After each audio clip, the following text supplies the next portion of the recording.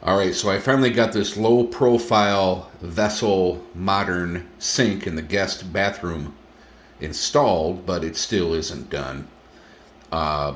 First off, the company that put in the counters had to come back and drill a hole so it'd fit this thing flat.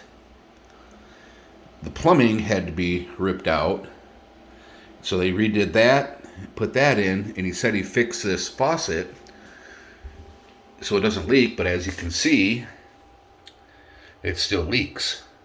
Right up here, see it?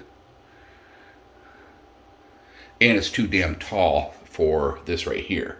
So when you put your hands on there, it splashes all over the damn place.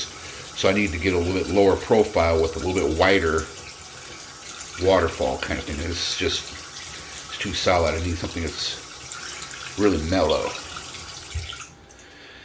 But I mean, it drains. It does. I saw him put this caulking, whatever the hell this is. It's not silicone. Didn't do a very good job, so I had him redo that. Looks like he got all of it. Anyway, gonna have to replace this because it's not right for this. But overall, I mean, it's getting closer, and I may redo this whole thing here. Have him rip off this plastic and put in tile like in the other bathroom, right here. And this isn't bad, but